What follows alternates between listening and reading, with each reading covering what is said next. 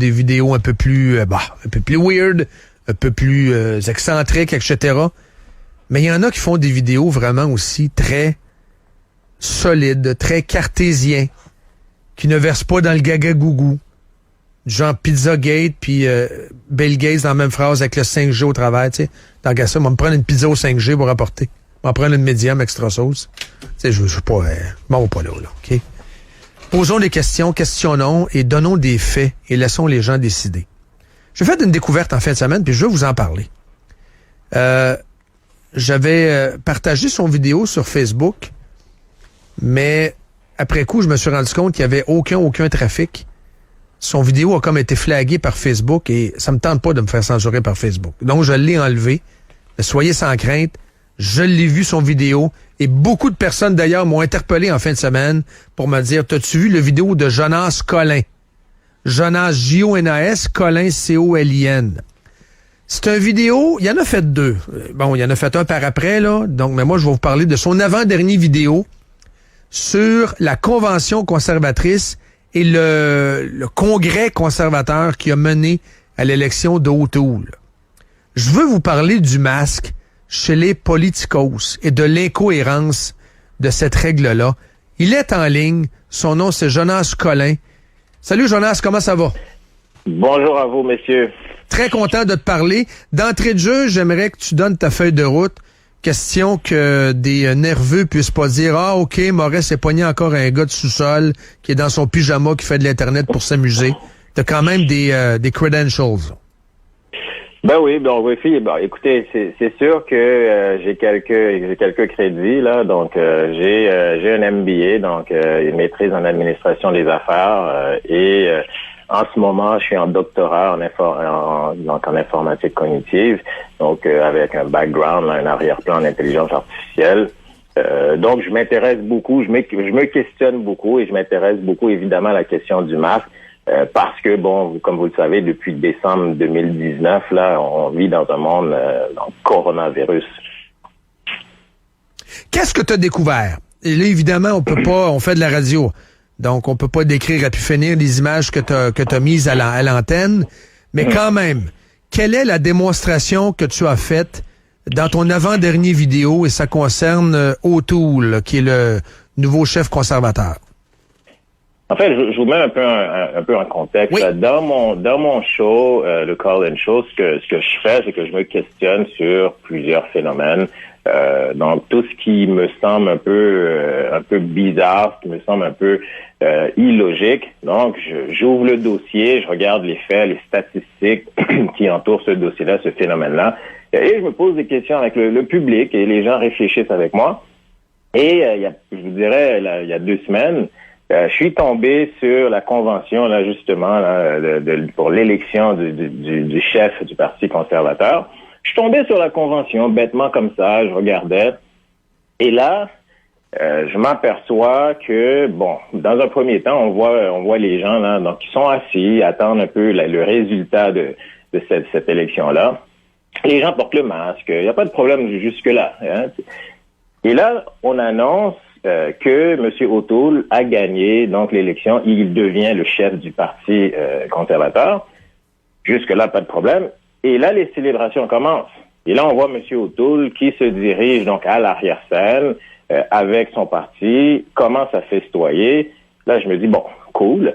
Les gens commencent à enlever leurs masques, ça commence à festoyer, bouteille de vin à la main. On voit des gens commencer à s'embrasser, donc à se donner des accolades. C'est des selfies qui se font aller. Je me dis, attends, minute, il y a quelque chose qui fonctionne pas là, parce que, écoutez, comme vous le savez, là, depuis au moins février, on nous tabasse avec cette question du masque et j'ai aucun problème avec le masque. Donc, si la science dit que le masque protège contre le coronavirus et qu'on a une incidence, une différence que je suis tout oui.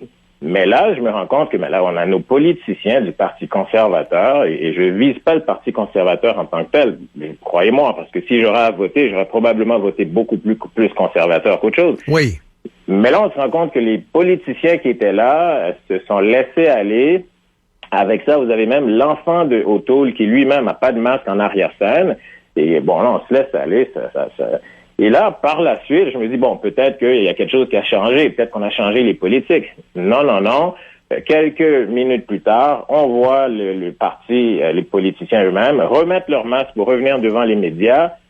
Et là, je me dis, bon, mais là, il y a quelque chose qui fonctionne pas.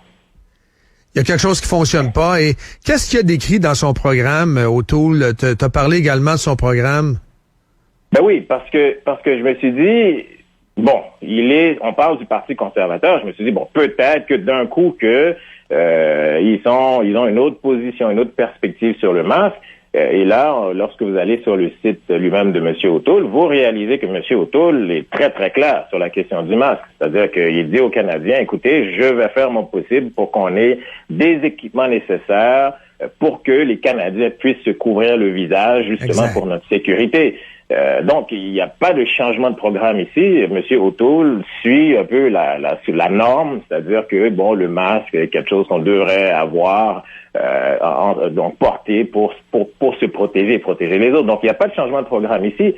Mais lorsque vous regardez la convention et les festivités qui ont eu lieu après l'élection, vous vous rendez compte là que donc eux-mêmes, je suis pas certain s'ils croient vraiment à ce virus mortel. Donc peut-être qu'ils croient qu'il y a un virus, mais ben c'est ça. Mortel? Qu'est-ce que ça envoie comme message? Tu sais, parce que dans le fond, regarde, t'as pris ces images-là de CPAC, t'as visiblement écouté toute la soirée électorale, pas électorale, mais je veux dire de l'élection d'O'Toole, on aura compris. Donc tu décortiques vraiment image à image, tu donnes de multiples exemples. Ta conclusion par rapport à ça, concernant les politicos et le masque comme tel, t'en arrives à quoi comme conclusion? En fait, j'ai deux conclusions. La première des choses, c'est que je pense que les politiciens probablement savent que le virus n'est pas mortel pour tous. Donc, c'est-à-dire qu'on le sait, hein, donc l'âge moyen de décès pour ce virus-là, on parle de 80 et quelques années. Donc, je pense qu'ils savent que le virus en tant que tel, là, donc ne va pas tuer un enfant ou un jeune ou quelqu'un en santé. La façon dont ils se comportent, et d'après moi, même au Québec, là, les politiciens, lorsqu'ils se rencontrent un et l'autre, je ne pense pas qu'ils ont un masque sur le visage. Donc, lorsqu'ils se rencontrent à huis clos. Dans le deuxième temps, ce qui m'a un peu troublé, je vous dis ce qui m'a troublé, c'est que cette vidéo-là, cette convention-là, elle a été regardée par d'autres médias. Elle a été regardée par d'autres personnes, d'autres factions de la scène politique. Oui. Mais personne n'a sorti cette vidéo. Donc, personne n'en a parlé. Alors que vous regardez, par exemple, les grandes chaînes de télévision que je vais pas nommer, qui, eux, vont vous matraquer à coups de reportages sur des jeunes qui se réunissent en dehors de leur école, qui s'attroupent et qui n'ont pas de masque. Oh, regardez, là, il n'y a pas de distanciation sociale, on n'a pas de masque. Mais ils ont vu cette vidéo-là, et il n'y a personne qui en parle. Donc, ce que ça me dit, c'est qu'il y a une forme d'hypocrisie dans la politique aujourd'hui. Et pour moi, là, c'est le résultat là du clash entre la politique et donc le système de santé, là. Et les citoyens ordinaires. Et les citoyens ordinaires. C'est-à-dire que les citoyens ordinaires, écoutez, vous allez porter le masque, que ce soit à l'intérieur, que ce soit à l'extérieur, peu importe la mesure qu'on veut prendre. Mais nous, politiciens, nous, gens, donc faisant partie, de l'élite, on peut décider quand on met le masque ou pas. Donc, si on festoie avec notre famille, si on est entre amis et puis il n'y a pas de caméra, on peut y aller, on peut festoyer sans le masque. Mais c'est quand même un phénomène qui est un peu bizarre, je vous dirais, parce que vous avez quand même une procédure qui est quand même difficile à suivre. Là, pensez à nos enfants, par exemple, qui vont à l'école et qui doivent porter le masque, la retirer, la remettre, la retirer. Et eux-mêmes n'arrivent pas nécessairement à suivre cette procédure-là et demandent aux enfants, demandent aux gens de la société, aux gens ordinaires, comme vous le dites, de porter un masque. C'est quand même scandaleux, là, cette histoire. Donc, jusqu'à aujourd'hui, je me pose la question, comment ça se fait que personne n'en parle? Et d'ailleurs, en ce moment même, au moment où on se parle, si vous allez lire les articles sur M. O'Toole, même au Québec, vous avez quand même des articles qui sont très, très favorables. Donc, dernièrement, je pense, Legault disait être favorable à M. O'Toole et tout, alors que on a un parti politique qui s'est fait dévoiler devant le monde entier quant à la question du masque. Exact. Puis pour les enfants, vous avez fait une vidéo hier. Ça dit quoi, en gros? Qu'est-ce que vous dénoncez là-dedans? Dernière question. Écoutez, je pense que en termes de science, parce que là, aujourd'hui, là, on veut faire dire à la science n'importe quoi et on sort un article d'un chercheur en Corée, puis on veut le faire dire que non, le masque n'a pas d'incidence pour les enfants.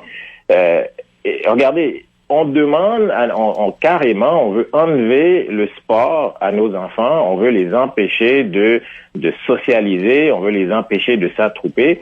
Et j'ai trouvé ça dommage que le gouvernement puisse vouloir s'immiscer dans le sport des enfants et juste ralentir, restreindre les enfants quant à la pratique de leur sport. Et c'est la raison pour laquelle je me suis écrié hier dans mon vidéo, il y a quelques jours dans mon vidéo, pour dire, mais c'est un scandale quand même. On sait que les enfants, la socialisation est quelque chose de important, de critique pour les enfants, donc de pouvoir s'entretenir un avec l'autre, mais surtout de pouvoir faire du sport. Donc, comme vous le savez, là, si vous avez des enfants, si vous enfermez les enfants et que vous les empêchez de faire du sport, vous avez toutes sortes d'incidences. Il y a des enfants pour qui le sport scolaire, c'est critique pour leur santé mentale, critique pour leur santé en général. Et là, le gouvernement dit, pour les enfants, on va restreindre le sport, alors qu'on le sait que les données scientifiques sont quand même assez claires là-dessus. Les enfants et le coronavirus, il y a pas tant d'incidence que ça. Aucun enfant, donc si on recherche la documentation là-dessus, il y a aucun enfant, il y a une incidence très, très, très basse d'enfants qui sont décédés du coronavirus. Exact. Alors que là, on commence à y aller avec des lois, des règles, des procédures, disant, les enfants vont porter le masque à l'intérieur de la classe, les enfants vont porter le masque peut-être même à l'extérieur. On est rendu dans le délire. Donc, je comprends que le gouvernement veut être prudent, mais là, c'est plus de la prudence. On est rendu dans de la paranoïa. Et la preuve de tout ça, c'est qu'on est passé de 14 jours d'isolement à 10 jours. Et comment on a validé ça? Mais les recherches disent que on semble beaucoup mieux connaître le virus. Attendez un instant. Si il y a 2 mois, je vous aurais dit, écoutez, je pense que 10 jours serait suffisant. On m'aurait dit, écoutez, Jonas, vous êtes un complotiste, hein? Et là, le gouvernement le dit, et là, c'est ça pareil. Et là, le gouvernement dit, là, on vient de passer de 14 jours à 10 jours, hein, sans broncher. Et là, tout le monde accepte. Et là, mon message aux parents, c'est de dire, écoutez, à un moment donné, il va falloir que le Québec se lève et dise, c'est assez, là. C'est assez, Legault. Je comprends que tu veux être prudent. Je comprends que tu veux t'assurer qu'on n'ait pas une deuxième vague, mais on n'est pas dans le cas d'une deuxième vague, là. On est quand même dans une situation quand même très bien. Vous regardez la courbe de décès pour le corona au Québec, la courbe est flat. Donc, la courbe est descendue. Vous regardez la courbe pour les cas, si vous voulez faire une médecine, une prévention à partir de cas, vous n'êtes plus scientifique. Vous êtes rendu dans de la paranoïa parce qu'un cas de coronavirus, lorsqu'on vous annonce dans les grandes chaînes, là, on a 3 cas, on a 10 cas, on a 100 cas. Un cas de coronavirus, ce que ça veut dire, c'est que la personne a une charge virale. Mais ça ne veut pas dire que la personne est malade. Et je vous dirais que pour une des premières fois dans l'histoire en santé, on prend des mesures pour des gens qui ne sont même pas malades. Donc, l'été qui vient de passer, on a fermé des camps de jour basés sur des cas asymptomatiques. C'est-à-dire que vous aviez, par exemple, vous allez dans un camp de jour, vous trouvez 2-3 personnes qui sont infectées du coronavirus, mais qui ne sont pas malades, mais qui ont une charge virale, et on ferme tout le camp parce qu'on a trouvé 2-3 cas. On est rendu dans la paranoïa. Et je pense que le gouvernement Legault, là, les politiciens devraient peut-être se mettre à côté et laisser les scientifiques parler. Donc, lorsqu'on parle, là, justement, de ces mesures-là. Exact, très bien dit. Il faut se laisser, Jonas. Donc, les gens vont aller écouter ta chaîne YouTube. C'est The Call-In Show, c'est ça? The Call-In Show, donc je produis là 3 à 4 épisodes par semaine. Donc là, vous allez avoir l'occasion justement de réfléchir avec moi sur certaines questions. Et on se pose des questions, mais aussi on y apporte certaines réponses. Des réponses qui ne sont pas locales, donc je vous donne des réponses internationales. Donc je fais intervenir des scientifiques de partout sur le globe. Merci beaucoup. Merci à vous. Merci, on se reparle. Bye-bye. C'est intéressant, le gars. Honnêtement, là, il est intéressant. Jonas Collin. Sur la question du masque, mais la démonstration qu'il faisait. En passant, le gars, c'est un conservateur. Là. Puis, quand on veut critiquer en passant, on critique pas juste les gens de l'autre camp. Savoir prendre une distance, regarder ce qui se passe, et lui, image à l'appui, c'est assez frappant. Allez regarder ça. 8h04, on s'en va jaser avec Gary Epi. C'est Gary!